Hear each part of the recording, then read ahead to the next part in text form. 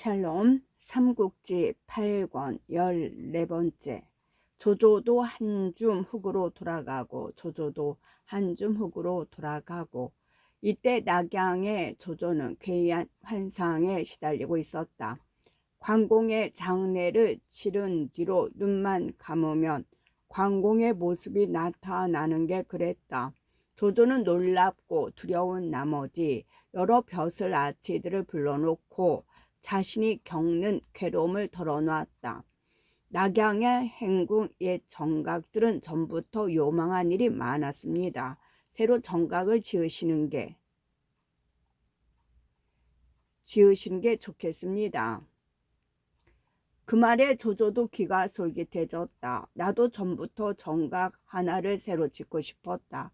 건시궁이라 이름하여 오래 남을 만한 정각을 짓고 싶었으나 안 되게도 좋은 목수가 없구나.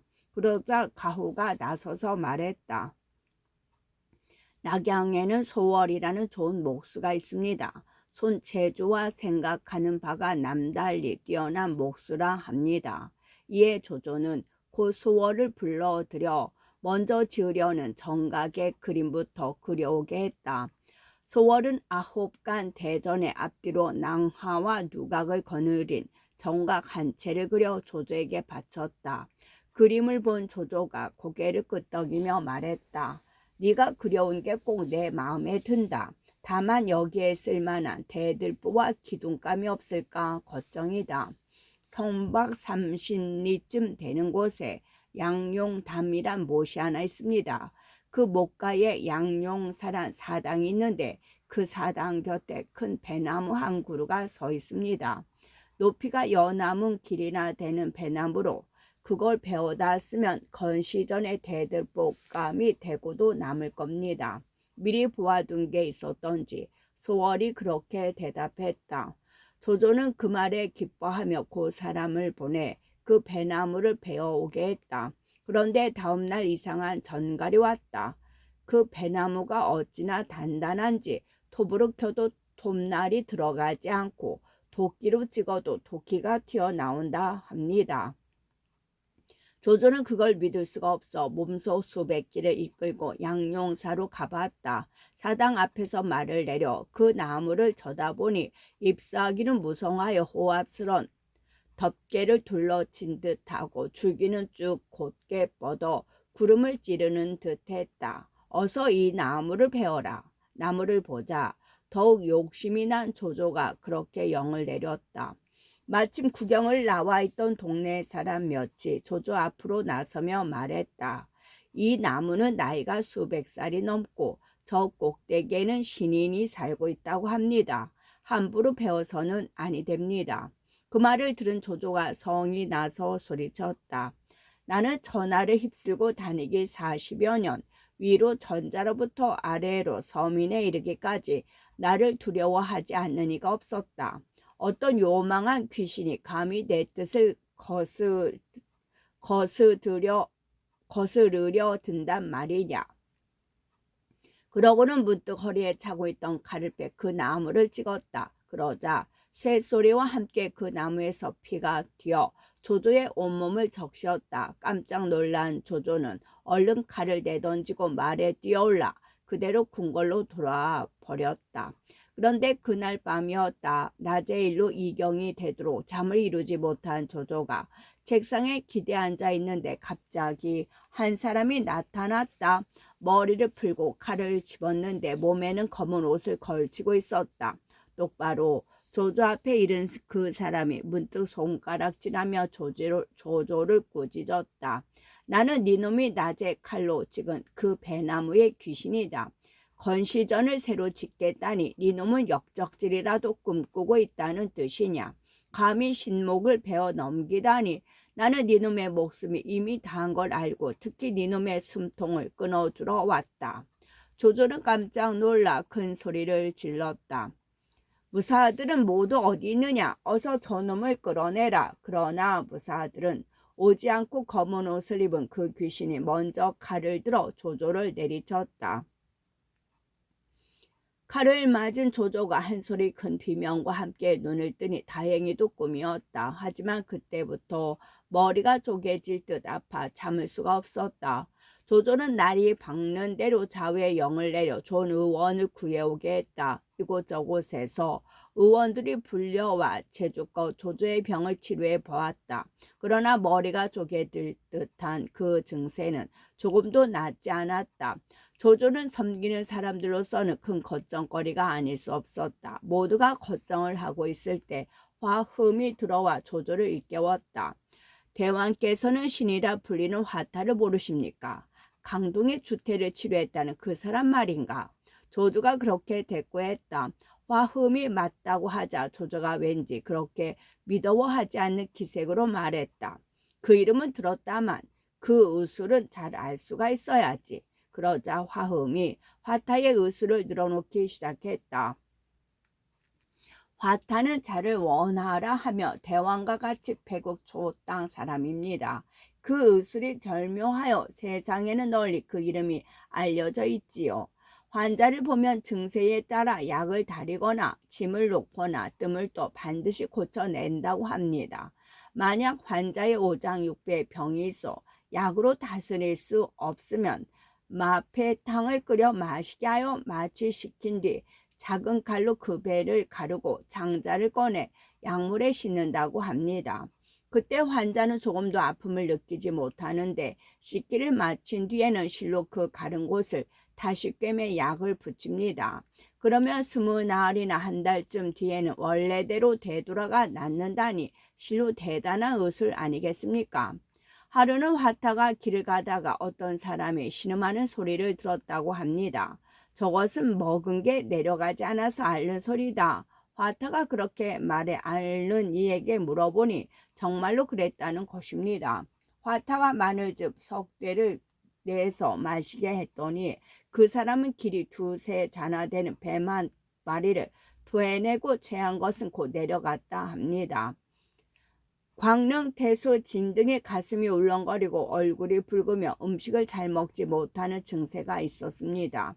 화타가 약을 지어 먹으니 머리가 붉고 꾸물거리는 벌레를 석대내 토해놨다고 합니다. 왜 이런 벌레가 내 뱃속에 들게 되었소? 진등이 그렇게 묻자 화타가 대답했습니다. 이것은 비린 생선을 많이 잡수시어 생긴 독입니다. 이번에는 비록 나았지만 13년 뒤에 다시 이런 증세가 나타나면 그때는 낫게 할 일이 없습니다. 그런데 진등은 과연 3년 뒤에 죽었다고 합니다. 어떤 사람이 이마에 혹이 났는데 가려워 견딜 수가 없어 화타에게 보였습니다. 안에 나는 물건이 들었소. 화타가 그 혹을 보고 그렇게 말하자 사람들이 모두 웃었습니다. 그러나 화타가 그 혹을 째자 정말로 참새 한 마리가 날아가고 환자는 곧 나았습니다. 또 어떤 사람이 개에게 물렸는데 거기서 2개의 살덩이가 자라났습니다. 하나는 아프고 하나는 가려워 견디지 못하고 화타에게 물으니 화타가 대답했습니다. 아픈 살덩이 속에는 바늘 10개가 들었고 가려운 살덩이 속에는 검고 흰 바둑돌 2개가 들어있소. 사람들은 모두 그 말을 믿지 않았으나 화타가 칼로 그 살덩이를 째니 과연 그 말대로 나왔습니다. 이 사람은 실로 옛적 변작이나 장공 같은 명이라 할 만합니다. 지금 금성에 살고 있는데 여기서 그리 멀지 않습니다. 대왕께서는 그를 불러 병을 다스려 보도록 하십시오. 이에 조조도 마음이 움직여 그날 밤으로 화타를 불러오게 했다. 조조를 진맥한 화타가 말했다. 대왕의 머리가 그렇도록 아픈 것은 머릿속에 바람이 일기 때문입니다. 병의 뿌리가 골을 싸고 있는 주머니 안에 있어 바람기를 걷어낼 수 없으므로 약으로는 고칠 수가 없습니다. 다만 한 가지 방법은 마패탕을 드시고 잠드신 뒤에 날카로운 도끼로 머리를 쪼개 그 안에 있는 바람기를 걷어내는 수밖에 없습니다. 그러면 대왕의 병은 씻은 듯이 고쳐질 겁니다. 그 말을 들은 조조는 벌컥 성을 내며 화타에게 소리쳤다. 너는 나를 죽이려 하는구나. 조조는 한평생 암살을 두려워해왔다. 여러 차례 그를 제거하려는 음모를 겪으면서 생겨난 두려움이었다. 그러다가 조조가 처음부터 화타를 떨떠름하게 여긴 것은 그가 동호의 주태며 유비 쪽의 관공 같은 이까지 치료해 준 적이 있다는 점이었다. 그런데 그가 도끼로 자신의 머리를 쪼개 놓겠다니 절로 그런 의심이 들지 않을 수가 없었다. 화타가 눈치 없이 그 같은 조조의 속을 한 번 더 건드렸다. 대왕께서는 일찍이 관공의 오른팔에 독화살을 맞았을 때의 일을 듣지 못하셨습니까? 그때 나는 그 살을 가르고 뼈를 긁어 독을 걷어냈건만 관공은 조금도 두려워하는 기색이 없었습니다. 그런데도 대왕께서는 뭘 두려워하십니까? 그러자 조조는 더 참지 못했다. 얼굴이 새빨개져 꾸짖었다. 팔을 갈라 뼈를 깎는 일은 참아낼 수 있지만 머리통을 어떻게 쪼갠단 말이냐. 너는 관공과 그토록 정분이 두터웠으니 이 같은 기회를 틈타 틀림없이 내게 원수 갚음을 하려는 것일 게다. 그러고는 좌우를 돌아보며 소리쳤다. 저놈을 끌어다 옥에 가두고 엄하게 고문하여 그 속셈을 밝혀내도록 하라. 가후가 얼른 나서서 그런 조조를 말렸다. 저 사랑같이 훌륭한 의원은 세상에서 다시 그 짝을 찾을 수 없을 겁니다. 함부로 다스려 그 재주를 못쓰게 만들어서는 아니 됩니다. 하지만 조조는 오히려 펄펄 뛰었다. 저놈은 병을 고친다는 구실로 나를 죽이려 했으니 오래전에 죽은 길평 같은 자와 조금도 다르지 않다. 어떻게 용서할 수 있겠는가? 그렇게 소리치고는 화타를 가두고 고문하는 일을 재촉할 뿐이었다. 천하에 널리 이름을 드날리던 화타는 그리하여 옥에 갇히는 몸이 되었다. 그것도 곱게 가두어 두는 것이 아니라 엄한 문초를 곁들인 것이었다. 그런데 그 감옥을 지키는 졸개 중에 오압옥이라 불리는 사람이 있었다. 오압옥은 죄 없이 갇혀 모진 고초를 겪는 화타를 딱하게 여기고 매일 술과 밥을 화타에게 들여 보내주었다. 그걸 고맙게 여긴 화타가 오압옥에게 말했다. 나는 이제 곧 죽게 될 것이요. 죽는 것은 한스럽지 않으나 정랑서를 세상에 전하지 못하는 게 실로 한스럽소. 그동안 공은 내게 두터운 은혜를 베풀었으나 보답할 길이 없어 괴롭던 차에 이제 한 가지 방도를 찾았소. 내가 글 한 통을 써줄 터이니 공은 내 집으로 가서 정랑서를 가져오시오. 공이 그 책을 배워 내 의술을 읽는다면 그보다 더한 기쁨이 없겠소. 그리고 화타는 그 자리에서 오화복에게 글 한 통을 써주었다. 글을 받아 금성으로 달려간 오화복은 곧 화타의 아내를 찾아 그 글을 내보이고 정랑서를 받아왔다. 옥중에서 정랑서를 받아 살펴본 화타는 문서를 남겨 그 책을 오화복의 것으로 만들어 주었다. 그리고 때가 오면 그 책에 적힌 자신의 의술을 배워 전하가 알아주는 명의가 되라는 격려를 덧붙였다. 그로부터 한 보름 뒤 화타는 결국 옥중에서 죽었다. 오압옥은 좋은 관을 사서 화타의 시체를 정성껏 염해 장사 지내준 뒤 집으로 달려갔다. 정랑서를 익혀 죽은 화타의 뒤를 이으려 함이었다. 그러나 오화복이 집에 들어가니 뜻밖의 일이 벌어져 있었다. 아내가 정랑서를 아궁에 쑤셔 넣었고 태우는 중이었다. 이게 무슨 짓이오? 오화복이 깜짝 놀라 그렇게 소리치며 급히 불타는 책을 꺼냈으나 책은 이미 다 타고 마지막 한 장이 남아있을 뿐이었다. 성난 오화복이 그 아내를 꾸짖자 그 아내가 천연스레 대꾸했다. 이 책을 공부해 마침내 화타의 신면 의술을 익힌들 화타처럼 옥중에서 죽게 된다면 그게 무슨 소용이겠어요.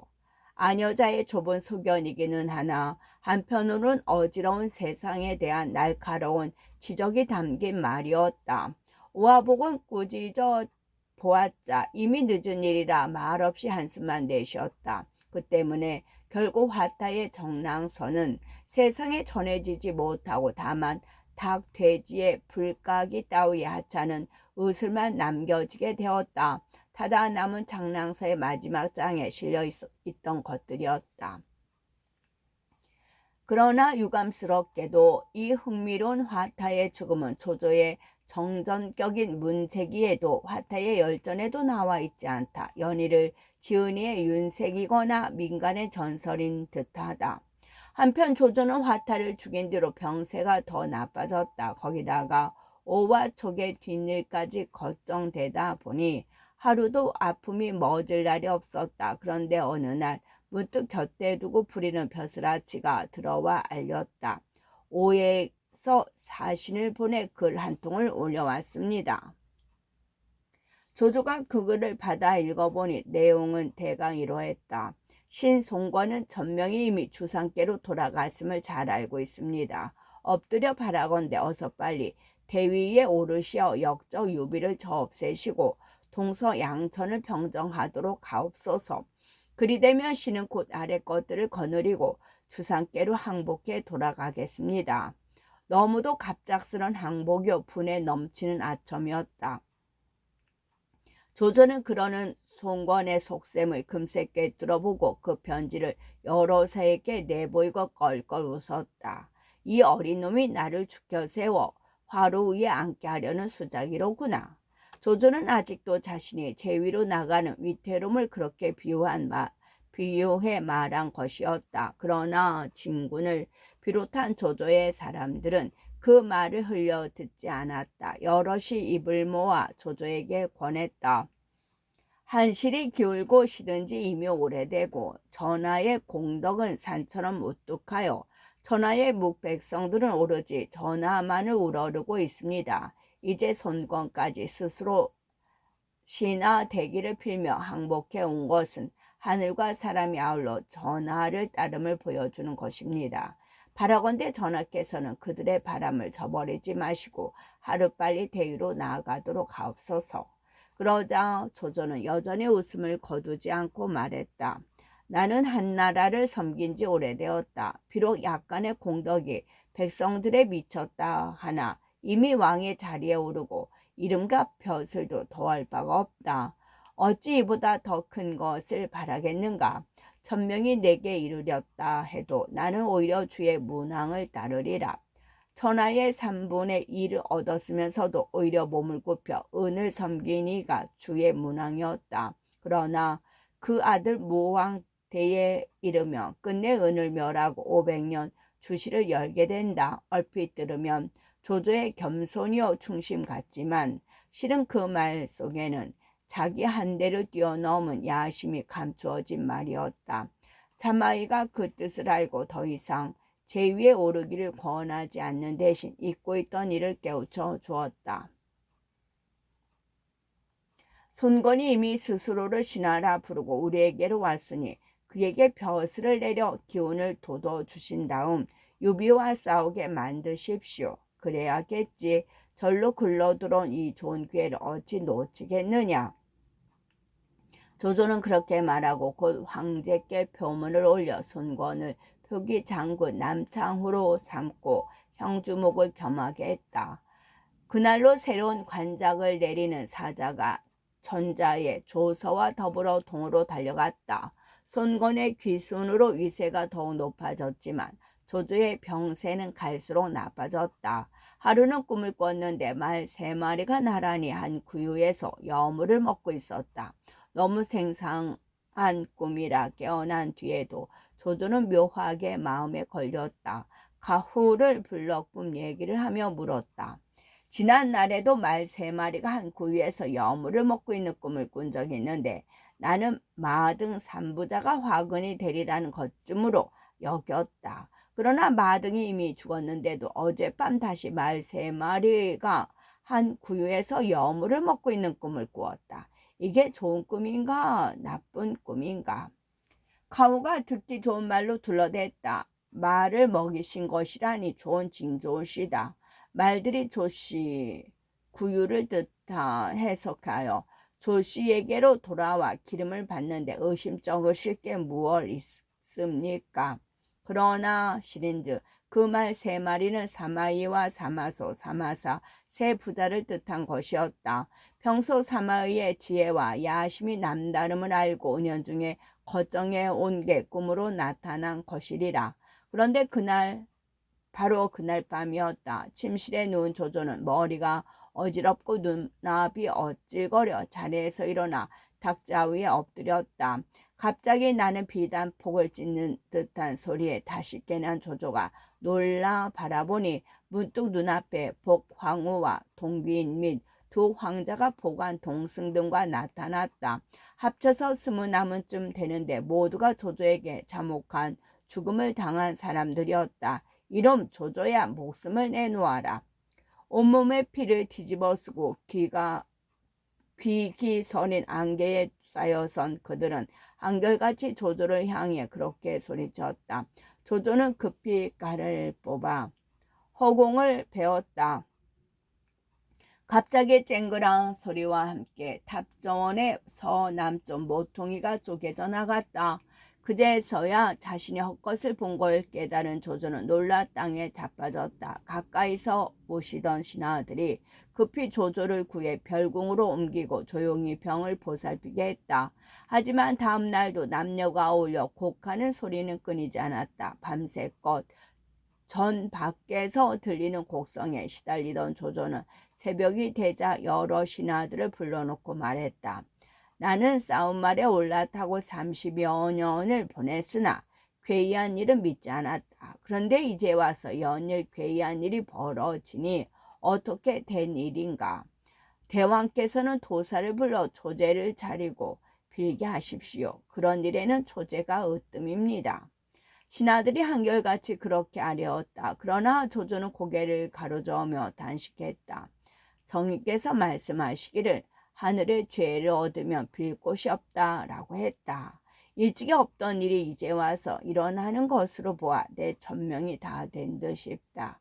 천명이 이미 다한 것을 무슨 수로 구하겠는가. 그러고는 조제를 차리는 걸 끝내 허락하지 않았다.